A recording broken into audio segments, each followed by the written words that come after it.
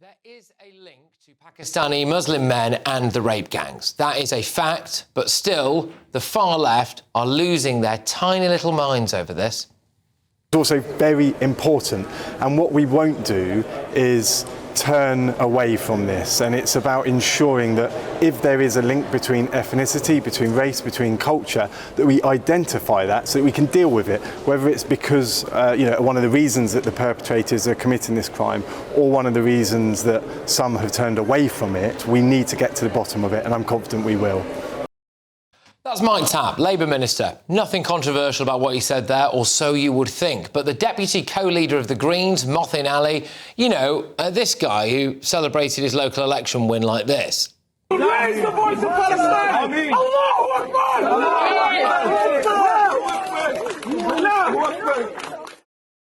Yeah, that guy.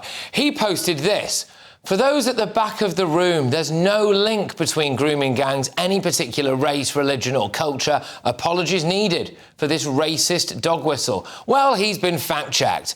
Just community noted immediately. Various reviews, including most recently the Casey review, have confirmed that Pakistani heritage men are vastly overrepresented in rape gang cases. One survivor, Fiona Goddard, put him straight. She said, there were clear racial elements, namely when they told me that they do this to white girls because they keep the Pakistani girls pure for marriage. Then, of course, we've got Owen Jones. He says, what the F about the idea that there's a link between Pakistani Muslim men and the rape gangs. Is this you, Owen?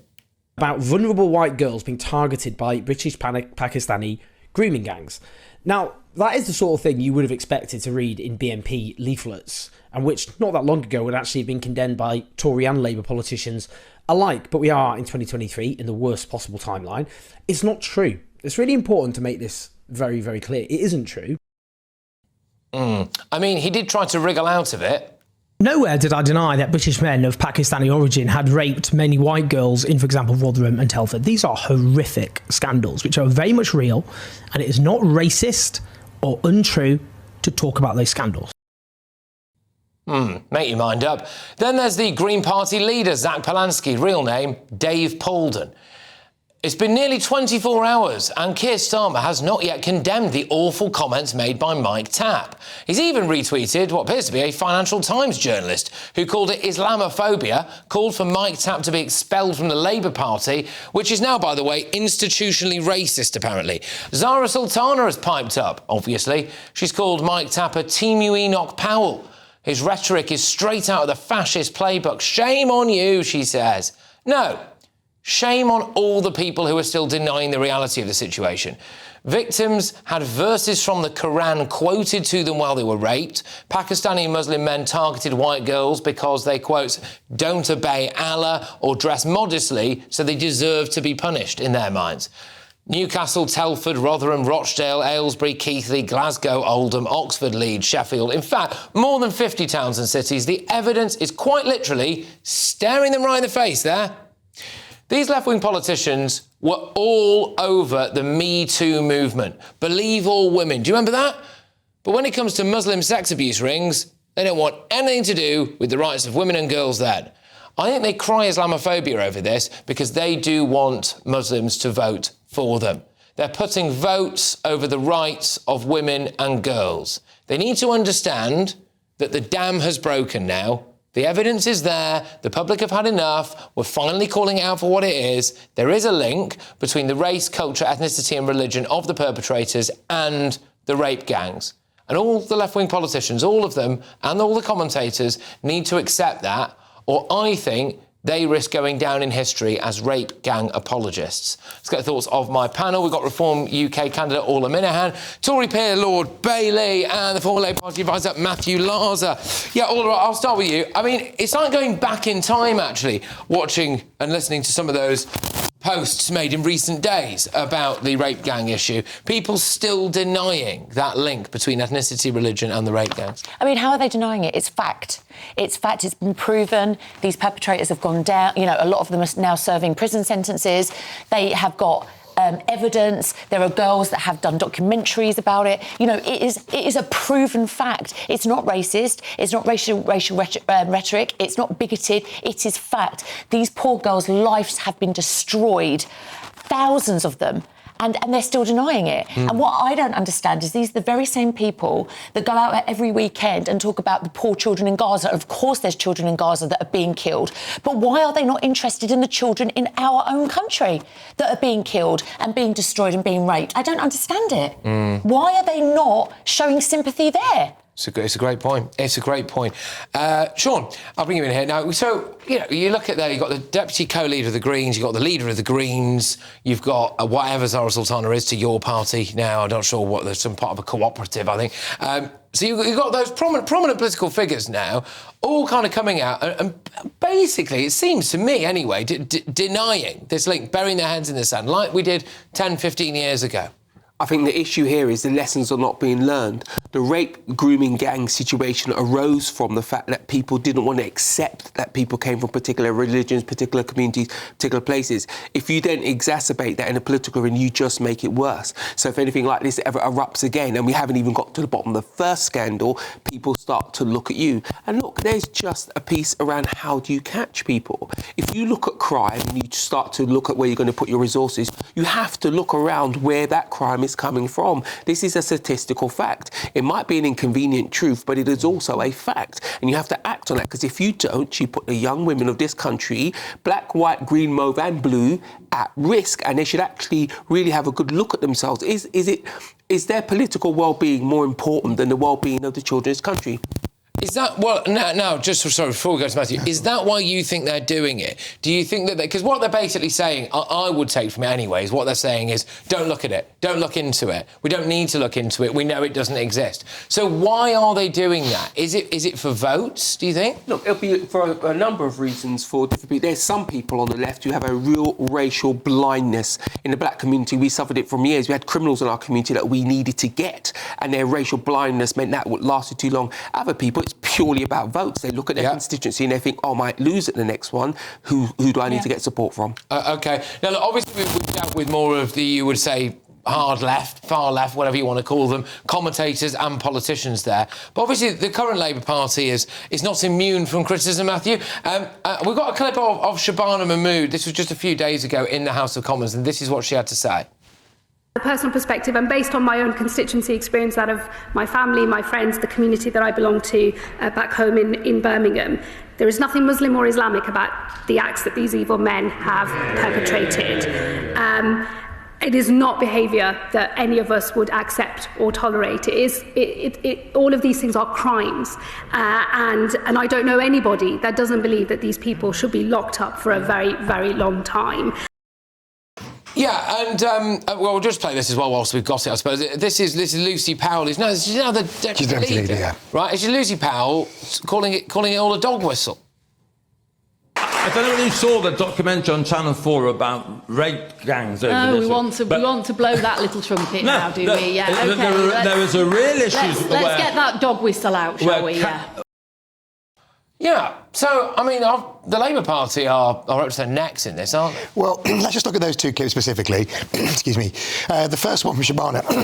Sorry about that. That's all right. The first one from Shabana, I think, is really clear. She was saying that as a Muslim, there's no excuse in Islam for doing this. She did not say that there weren't issues about men of Pakistani heritage doing it. So I mean, she was really clear there. In fact, she was critical of them from somebody who is herself a Muslim. So I think actually that was a really strong clip. Lucy's comments about the dog whistle were just wrong, and Lucy admitted that afterwards. She apologised for that comment. So I mean, I hope that it doesn't reflect a wider instinct, because as we've seen with all the comments, a lot of the comments you're moving out today, the Zara Sultana attack and the Owen Jones attack, they are on the comments made by Mike Tapp, who is now a minister in the government, and it's been absolutely clear, as how the terms of reference for the inquiry, that there must be no question of not looking at patterns, including patterns of racial behaviour. Of course, not everybody in a grooming gang was of Pakistani heritage, and obviously not everybody of Pakistani heritage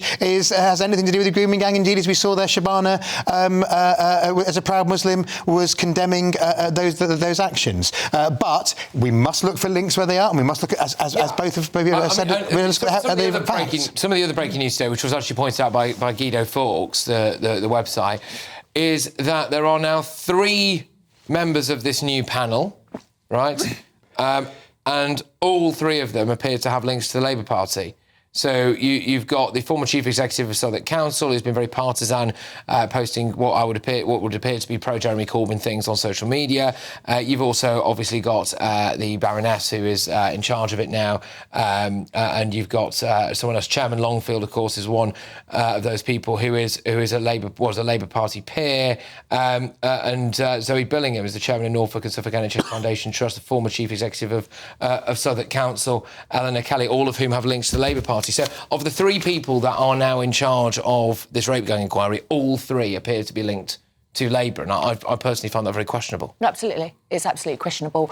They need to have an absolutely neutral panel. In fact, I would say that they probably needed people from outside of political parties to look at this. And I'm not sure where they get, but just people that would come in with an outside view and be able to judge the evidence in front of them rationally and without any kind of link to any political agenda. If one was cynical, one could say it's an attempt to control the politics, to make sure the fallout is as small as possible for the government. And even if that's not the case, it will be very easy to argue that as the case, so the government should know better. They failed and had to be dragged to the altar on this, and now they're trying to build an altar that works for them. They should be focused on the victims. Yeah. There should probably be people from very far outside politics who don't have any axe to grind, because it means you can actually get to the bottom of this. Because all 3 of those people will be, at some point, I'm sure, accused of defending the Labour Party. If it's true or not will be irrelevant, because it'll be an easy case to make. What I don't get, Matthew, about this, well, there's quite a lot of it actually, but what I don't get about it is what we've found out in the last 48 hours or so is that there are still loads of people, very prominent people, who all seem to be on the left, who are tripping over themselves to deny the existence of a link between basically religion, race and ethnicity and the rape gangs. And then we still have a Labour Party now who has just scrapped the victims panel and survivors panel and appointed essentially 3 people with Labour links to front up this panel. It's like Groundhog Day, isn't it? This, why can't they just get this right? What is it that they're trying to hide? So I don't think they're trying to hide anything. I don't know about the other 2 people and their links to the Labour Party. They sound a bit more tenuous. Obviously, a Labour peer who has obviously resigned the Labour whip has been appointed to chair it. Initially, because obviously the most important people are the victims and survivors. Initially, the appointment of the chair seems to have been welcomed. It's been obviously very difficult because lots of victims and survivors, there's been controversy and discussion within a representational group about whether they want a judge, and then they didn't want, people think a judge is inappropriate because the legal system was in it. I think the key thing is, one, it does need to have confidence of victims and survivors, and 2, we need to get on with it because these questions are so serious, we need answers. For those people like, for example, Mothin Ali, who is the deputy co-leader of the Greens, to come out and say it in such a patronising way, one more for the people at the back, there is no link. I'm sorry, but I think in this day and age, if you're still believing that there's no link, you are deliberately ignoring it. You're deliberately not looking at it. It's an absolute insult to those girls and those who are now women. An absolute insult. These women's lives have been destroyed. I mean, I watched a documentary on Channel 4, I don't know if you've watched this, where they had the girls were talking and giving evidence about what had happened and going through their stories. It was so harrowing that I literally sobbed towards the end of it because I could not believe what I was hearing. And these girls have been through hell and back, and the absolute arrogance and downright cheek of men like that to deny the evidence that is in front of us. Absolutely. I think it's an absolute... I mean, it's a stain on our community. The problem is, if you're sat at home now and you're Muslim and you've got absolutely nothing to do with this, it's nothing to what you believe, this is putting you in the frame. You don't need Zach Polanski as with the crowd. There's a certain group of Muslim men who've done very horrific things, and if somebody keeps defending them, then it starts to stir up how people feel in the community. think it just shows that neither the Greens nor whatever I think it is now officially called your party are fit to get anywhere near government in this country. And I think it's really important that we call them out when they say things like this, and we don't give them a free pass on Twitter. And people who are broadly left, who might be unhappy with the government, I would just say, think before you go anywhere near either the Greens or your party. And tonight is evidence of that. One final point on this, which I think is worthwhile pointing out. There will be a lot of people from that political persuasion who were all over the Me Too movement. Yes. Absolutely all over it, completely, believe all women and all of that stuff. OK, and people might argue that was the right thing to do, don't get me wrong. I'm not trying to say that was necessarily the wrong thing to do with aspects of the Me Too movement. However, they're now the same people a lot of the time who are basically denying the existence. So they don't believe predominantly working class white girls, right? But they'll believe LA stars. Right, yeah. I just find that really... both are probably right. But they should both be listened to. Let's see, because Zach Polanski and everybody else has been beating their drum. You have the silent majority, where are they on this? What do they have to say on this? And I think we'll see in the days and weeks to come. Yeah, all right, OK.